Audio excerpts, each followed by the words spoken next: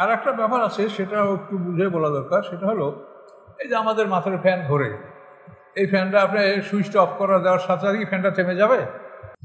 তো মানুষের জীবন চাকা, জীবন চক্র, এই জীবন চক্রটা আমরা ফজরের নামাজ পড়ার পরে আমরা যখন দুনিয়ার কাজে যাই, তখন দুনিয়ার দিকে আমাদের এই মানসিকতাটা আমাদের ব্যয় হয়। শারীরিক শক্তিটা, মানসিকতা দুনিয়ার কাজে ব্যয় হয়, দুনিয়ার কাজে আমরা ব্যয় করি। এরপরে নামাজের রক্ত হলেই আমরা নামাজের জন্য প্রস্তুতি নেই। আমরা প্রস্তুতি নিয়ে এবার আমি আমার জীবন চাকাটা, এটা একদিন বামে ঘুরছিল, এখন আমি এটা ডানে ঘুরাবো। ডানে ঘুরাবার জন্য আমি মসজিদে ঢুকে আমি যেরকম ফ্যান অফ করেন ওইভাবে আমার মনের চাকাটা, হৃদয়ের চাকাটা আমি অফ করে দিলাম যে আমি এখন নামাজ পড়ব। কিন্তু আমি অফ করা ফ্যান যেরকম ঘোরে, ওই রকম আপনার মনের মধ্যে এত সময় যা করেছেন ওগুলোই সব জাগ্রত হচ্ছে। এমনকি এমন কথা মনে আসতেছে যেটা আপনি জীবনে চিন্তাও করেন। আমরা বাল্যকালের একটা ইতিহাস, অজানা ইতিহাস মানে ভেসে উঠবে আপনার মনের মধ্যে। তো এখন ওই অফ করা ফ্যান যেরকম 5 মিনিট ঘোরে, 7 মিনিট ঘোরে, ওইভাবে আপনিও যখন নামাজের জন্য ডান দিকে আপনার জীবন চাকাটা ঘুরাতে চান, তখনও কিন্তু সে 5-7 মিনিট কিন্তু ওটা মানে নিউট্রাল হবে না। নিউট্রাল না হলে তো আপনি গিয়ার চেঞ্জ করতে পারবেন না, এটা তো আপনারা সবাই বুঝেন। এখন আপনার এই ইঞ্জিনকে নিউট্রাল করার জন্য, এইটার জন্য আল্লাহ বলেছেন, রাসূল যেটা বলেন সেটা তো আল্লাহরই কথা, যে জোহরের ফজর নামাজ পড়ার আগে তুমি 4 রাকাত সুন্নাত নামাজ পড়ে নাও। এই সুন্নাত পড়তে পড়তে তোমার ইঞ্জিনটা দেখো নিউট্রাল হয় কিনা। আপনি সোনার বাড়িঘর পাবেন তৈয়ার করা, নিজে অনন্ত যৌবন পাবেন, অনন্ত চিরকুমারী স্ত্রী পাবেন, যা ইচ্ছা করবেন তাই পাবেন।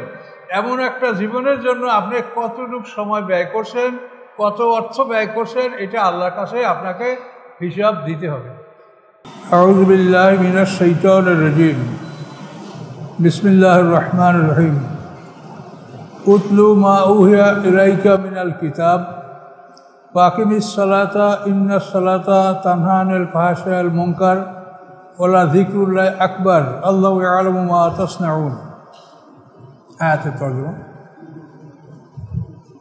তেলাওয়াত করুন আপনি যা আপনার প্রতি ওহী করা হয়েছে, মিনাল কিতাবে, কিতাব হতে, কোরআন হতে। আকিমিস সালাতা, এবং সালাত প্রতিষ্ঠা করুন। ইন্নাস সালাতা তানহা আনিল ফাহশাই ওয়াল মুনকার, নিশ্চয়ই সালাত ফিরাবে আপনাকে অশ্লীল কাজ থেকে এবং খারাপ কাজ হতে। মুনকার মানে অচেনা কাজ, যেটার কোনো দলিল প্রমাণ নেই, অচেনা মুনকার। ওয়ালা যিকরুল্লাহি আকবার, এবং আল্লাহর স্মরণ সবচেয়ে বড়। আল্লাহু ইয়ালামু মা তাসনাউন, আল্লাহ ভালো জানেন যা তোমরা করো। এর কিরাত অর্থাৎ বিশুদ্ধভাবে কোরআন পাঠ শিক্ষা, এটা ফরজ। ফাকরাউ মা তায়াসসারা মিনাল কোরআন, আল্লাহ সরাসরি আদেশ দিয়েছেন। আর এইখানে বলছেন তেলাওয়াত। তেলাওয়াত আর কেরাতে ব্যবধান আছে। কেরাত হচ্ছে একজন ইমাম, সে নামাজে যে সালাতে যে কেরাত পড়ে, এটা হচ্ছে কেরাত। বা আপনি এমনি কোরআন শরীফ খুলে পাঠ করলেন, এটা হচ্ছে কেরাত। এটা বিশুদ্ধভাবে পাঠ করা, এটা আল্লাহ ফরজ করেছেন। আর তেলাওয়াত হচ্ছে অর্থসহ পাঠ করা, এবং এই দুইটার ব্যবধান আপনি কোরআন থেকে দেখেন। ওয়াইদা কোরিয়াল কোরআন ও ফাস্তামিউল ও আংসুতু লাআল্লাকুম তুরহামুন, যখন তোমাদের উপরে কোরআন পাঠ করা হয় তোমরা কান লাগিয়ে শোনো, চুপ থাকো, তাহলে তোমরা রহমত লাভ করবে। তাহলে কেরাত আমরা শুনলে বা করলে, যেটাই আমরা শুনি অথবা করি, আমরা রহমত লাভ করব। আচ্ছা, তেলাওয়াতের ব্যবধান। ওয়াইদা তুলিয়াত আলাইহিম আয়াতুহু যাদাতহুম ঈমানাও ওয়া আলা রাব্বিহিম ইয়াতাওয়াক্কালুন, যখন তাদের উপরে কোরআন তেলাওয়াত করা হয়, অর্থসহ কোরআন বর্ণনা করা হয়, তো যাদাতহুম ঈমানা, তাদের ঈমান বাড়িয়ে দেয়। এই তেলাওয়াত তাদের ঈমান বাড়ায়। ওয়া আলা রাব্বিহিম ইয়াতাওয়াক্কালুন, এবং তারা রবের উপরে নির্ভরশীল হয়। এখন এই তেলাওয়াতের ফজিলত আর কেরাতের ফজিলত আলাদা আপনি পারেন কিনা কোরআনে? কেরাতে লাআল্লাকুম তুরহামুন, আপনি রহমত লাভ করবেন। আর তেলাওয়াতে যাদাতুম ঈমানাও ওয়া আলা রাব্বিহিম ইয়াতাওয়াক্কালুন, ঈমান তাদের বাড়াবে এবং আল্লাহর উপরে নির্ভরশীলতাও তাদের তেলাওয়াতে বাড়বে। তাহলে দুটো আলাদা জিনিস, কেরাত তেলাওয়াত। 3 নাম্বার হচ্ছে তাফাক্কুর।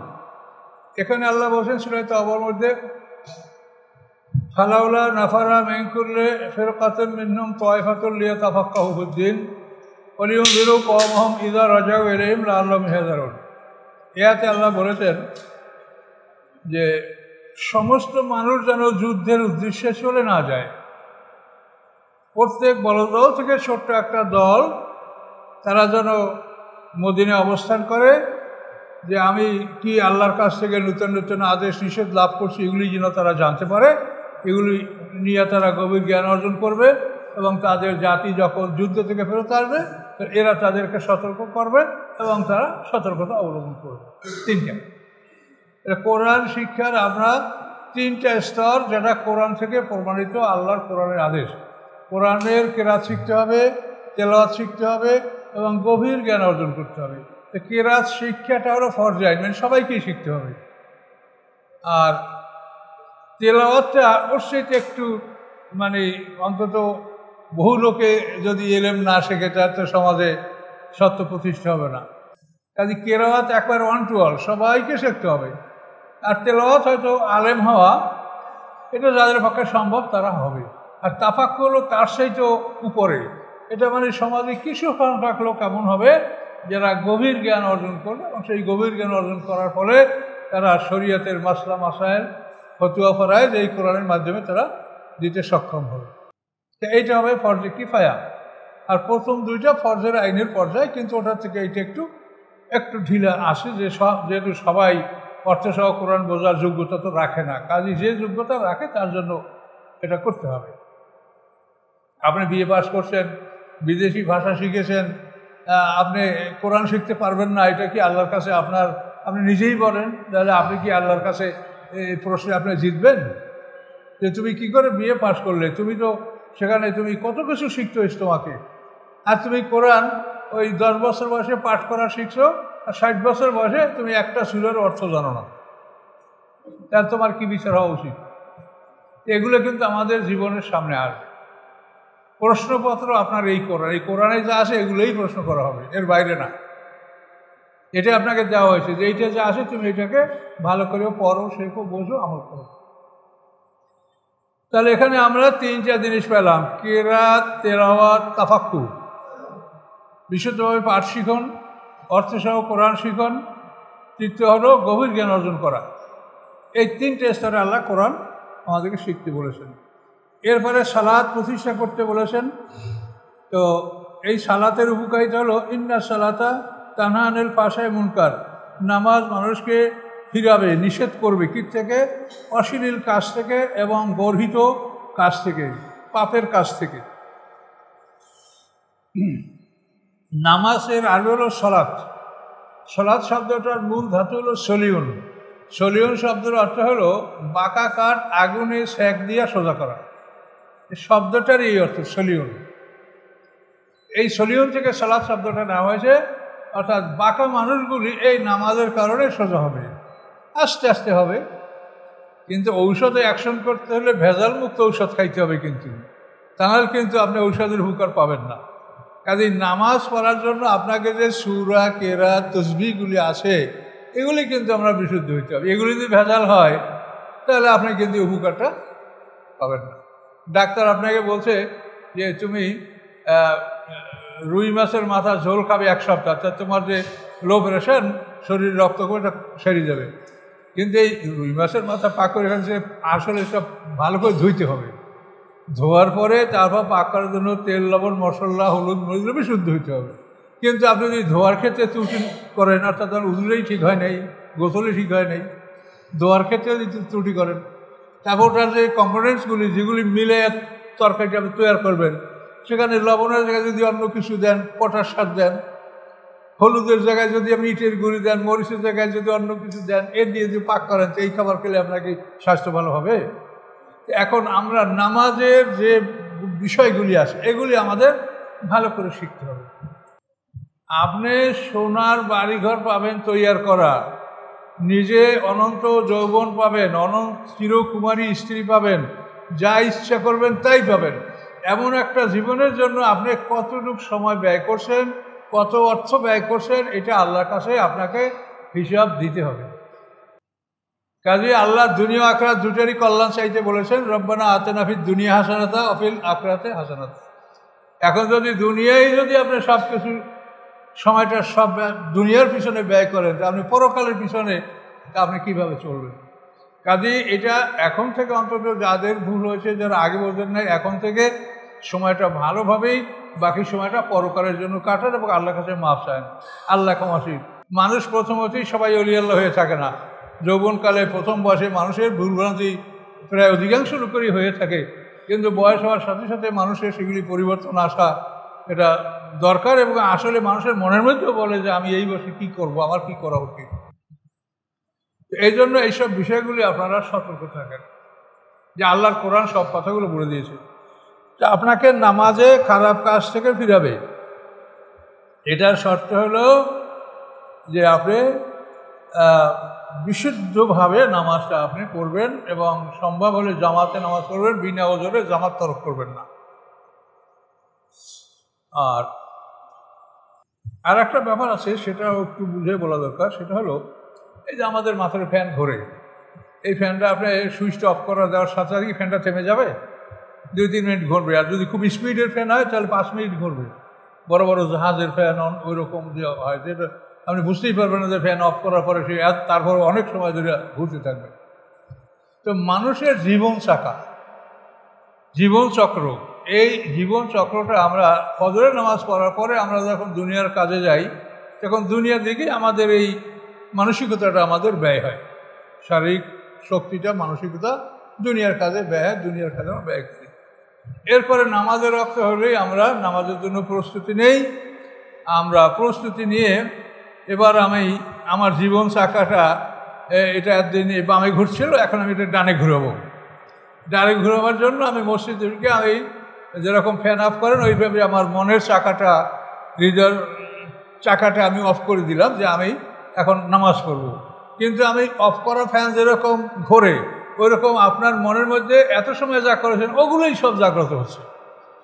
এমনকি এমন কথা মনে আসতেছে যেটা আপনি জীবনে চিন্তাও করেন। আমরা বাল্যকালের একটা ইতিহাস, অজানা ইতিহাস মানে ভেসে উঠবে আপনার মনের মধ্যে।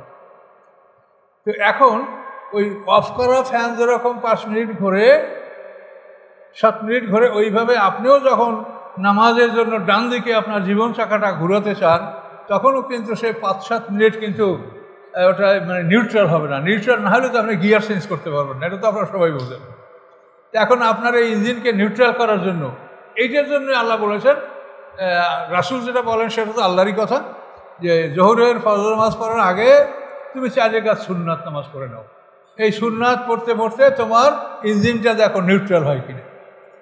সুন্নাত নামাজ পড়ো, নফল পড়ো, তারপরে আল্লাহ জিকির করো, কোরআন তেলাওয়াত করো। এভাবে আজানের পরে তুমি কোনো কথা দুনিয়ার বলো না, তুমি এভাবে আল্লাহর জিকিরে যদি সময়টা কাটে, যে তোমার ইঞ্জিনটা নিউট্রাল হলেই তুমি তাকে ডানে ঘুরাতে পারবা। আর যদি তা নয় যে বাইরে পেশাল বাজে কথা বলতে বলতে মসজিদে ঢুকছি, ঢুকে এই পর বন্ধু বান্ধবের সাথে আবারও ফুসফুস করিয়া কথা বলছি, হ্যাঁ ইমাম সাহেব এই মসজিদে বাজে কথা বলা না জায়েজ। আরে ভাই, বাজে কথা বলা মসজিদে না জায়েজ তো জায়েজ কোন জায়গায় সেটা সাইনবোর্ড দিয়ে দেন যে এইখানে বাজে কথা বলা জায়েজ। কাজে বাজে কথা আল্লাহ বলেছেন আল্লাযিনা মানে লাগবে মরিদু, মানে বাজে কথা কোথাও বলা যাবে। আমরা বললেই লেখা হবে এবং লেখাতে হবে হিসাবে আর ওজন হবে। এই জন্য আমাদের সতর্কতা অবলম্বন করতে হবে। আল্লাহর কোরআন এমন এক জিনিস, এর মধ্যে ঢোকলে মনে যেন বাইরে হতে পারছি না। এই একটা আয়াতের যে কত ব্যাখ্যা, তারপরেও যতটুকু প্রয়োজন ততটুকু আমরা শোনার চেষ্টা করব। এর এখন বুঝতে পারছেন যে নামাজটা যদি আমরা সঠিক আদায় করতে চাই, তো আপনার ওই গাড়িটাকে নিউট্রাল করে ডানে ঘুরিতে হবে, গিয়ার পাল্টাইতে হবে, নিউট্রাল করতে। এখন আপনার এই দেহ ইঞ্জিনটাকেও নিউট্রাল করে ডানে ঘুরাতে হবে, তাহলে আপনি সঠিক নামাজ পড়তে পারবেন। কিন্তু আমরা কিন্তু অনেকেই এটা না বুঝে হঠাৎ করে এসে নামাজ পড়ি, সুরাটা বিশুদ্ধ না, নামাজের মধ্যে তাদিয়া আর কান ঠিক নাই, খুব তাড়াহুড়ো করে রুকু সিজদা করে ফেলি। এইসব জিনিস যেন না হয় এটা বুঝতে হবে। তার কারণ এই নামাজই আপনাকে কী করবে, তানহা আনিল ফাহশাই ওয়াল মুনকার। আর আল্লাহ যিকরুল্লাহ আকবার, আল্লাহর জিকির মানে আল্লাহর স্মরণ, এইটা সবচেয়ে বড়। তার কারণ আমি নামাজে আসি, আপনার এই অবস্থায়ও আল্লাহর জিকির থেকে আমরা বিচ্যুত হয়ে যেতে পারি। যে আমি নামাজে দাঁড়াইছি, আমি কি পড়ছি, কোন সূরা পড়ছি, কি চিন্তা করছি, আমার কিছুই মনে নাই। এমন কিছু আমার মনকে দখল করছে শয়তানি ওয়াসওয়াসা, যাতে আমি বলতেই পারছি না যে আমি নামাজ 2 রাকাত পড়লাম না 3 রাকাত পড়লাম, কোন সূরাটা পড়তেছিলাম আমি এটা স্মরণ করতে পারছি না। তো এই জন্য বলা হয়েছে যে নামাজের মধ্যেও তোমার আল্লাহ স্মরণটা কিন্তু সবচেয়ে বড়, তুমি যেন স্মরণটা রাখতে পারো। কোরআন তেলাওয়াত করার সময় আপনি দেখেন কোরআন পড়তেছেন, মনের মধ্যে অন্য কিছু চলতেছে। এবং আমি আমার কথা বলি, আপনাদের কথা আমি বলতে পারবো না, আমি যদি একটু সাউন্ড করে কোরআন পড়ি তখন আমার মধ্যে অসচা ঢুকে যায়, আর যদি আমি শুধু তাকাইয়া দেখিয়া চিন্তা করি ওই সময় আমার মধ্যে অসচটা ঢোকে না। এখন আপনাদের অবস্থা কিন্তু আপনারা বলতে পারেন, এই যে কোরআন সাউন্ড কানে আসতেছে তখন এইটাই আমার এনগেজ হয়ে গেছি আমি, এখন মনের মধ্যে অন্য কিছু ঢুকে যাচ্ছে। কোরআন পড়ার মধ্যেও, নামাজ পড়ার মধ্যেও মানুষ আল্লাহকে সারা অন্য কিছু চিন্তা করতে শুরু করে। কত বড় মানে বিপদ আমাদের জীবনটা দেখে। এই জন্য আল্লাহ স্মরণ সবচাইতে বড়। এটার জন্য আল্লাহর কাছে পানা চাইতে হবে, ক্ষমা চাইতে হবে, আল্লাহর কাছে তৌফিক চাইতে হবে যে আল্লাহ আপনি দয়া না করলে আমি এটা পারবো না, আপনি আমাকে সাহায্য করেন, আমি দুর্বল।